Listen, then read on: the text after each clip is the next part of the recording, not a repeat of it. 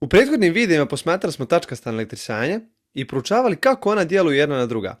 Pored toga, uveli smo pojam podužne, odnosno linijske gustine elektrisanja koja se označava sa lambda, često i Q'. U ovom videu objasnit ću vam šta govori ta podužna gustina elektrisanja, kako je to homogeno, a kako nehomogeno elektrisano tijelo i uraditi jedan primjer. Hajde počnemo. Uzmemo za početak jednu šipku dužine L i naelektričimo je ukupnom količinom elektrisanja Q. Ovu šipku možemo izdijeliti na mnogo malih dijelova koje označavamo sa dl. A podužna gustina nam govori koliko je naelektrisanja od ukupnog naelektrisanja raspoređeno u tom segmentu dl.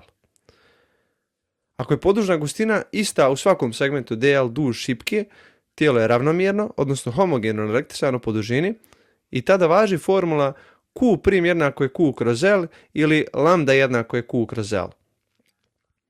Ako se podužna gustina mijenja od segmenta do segmenta, tijelo je neravnomjerno elektrisano, nehomogeno, pa se mora posmatrati svaki mali segment posebno, a podužna gustina se definiše diferencijalno, odnosno uz pomoć segmenta dl, kao Q' jednako je dq, odnosno diferencijalno malo elektrisanje kroz segment dl.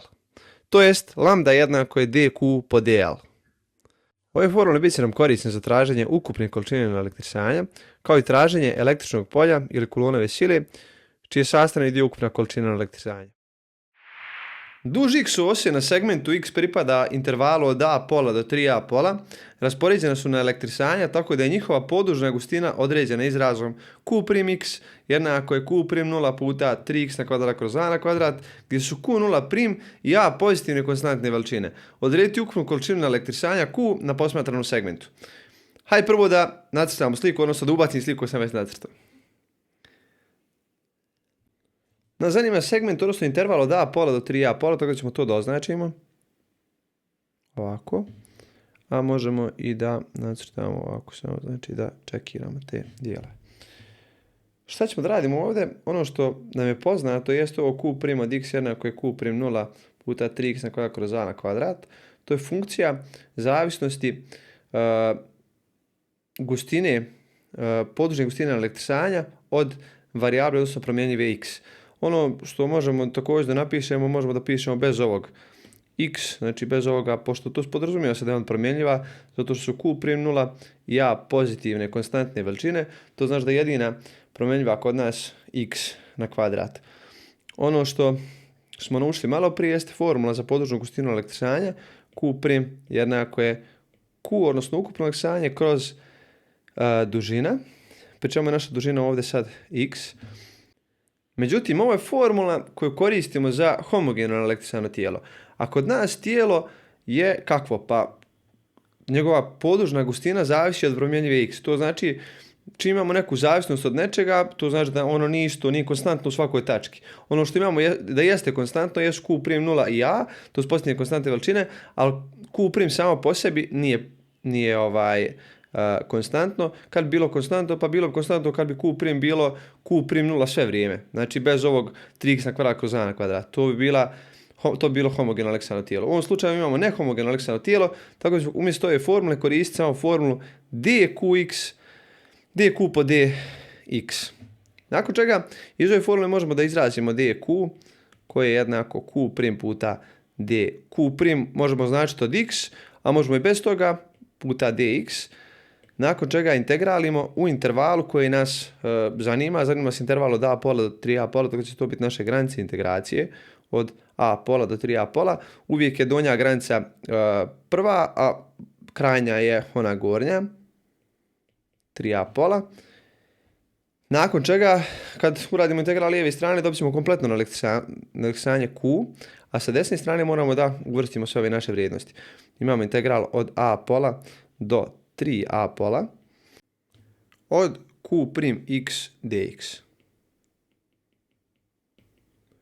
Nakon čega možemo da uvrstimo ovo naše Q' od x, integracije, znači integral isti, 3a pola, umjesto Q' od x pišemo Q'0 puta 3x na kvadrat kroz a na kvadrat puta dx.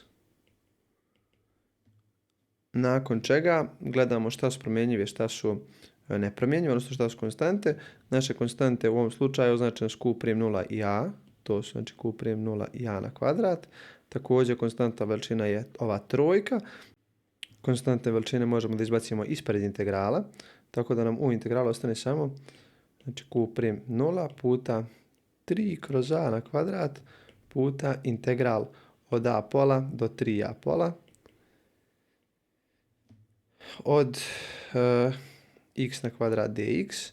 Ovo je sad vrlo jednostavan integral. Q'0 puta 3 kroz a na kvadrat puta integral od x na kvadrat je x na treću kroz 3. X na treću kroz 3 u granicama od a pola do 3a pola. Umjesto x na treću kroz 3 možemo da vrstavamo sad 3a polovina i a polovina. Tako da ćemo imati Q'0 puta 3 kroz a na kvadrat. U velikoj uglastoj zagradi pišemo 3a kroz 2 na kvadrat. Odnosno ne na kvadrat nego na treću. Kroz 3 minus a kroz 2 na treću kroz 3. Q'0 prim puta 3 kroz a na kvadrat. Ovdje dole možemo da izvučemo 1/3 ispred zagrade. Tako će se 1/3 puta 3a na treću je 27. A na treću kroz 2 na treću je 8 minus a na treću kroz 8. To sve bit će jednako trojku i trojku skratimo. Ostane Q'0 prim kroz a na kvadrat puta 27 minus 1 bit će 26 a na treću kroz 8. Odnosno a na treću i a na kvadrat skratimo. Ostane Q'0 prim puta a. 26 i 8 može se pogledati sa dvojkom. Tako da će biti 13/4. To je naš rezultat.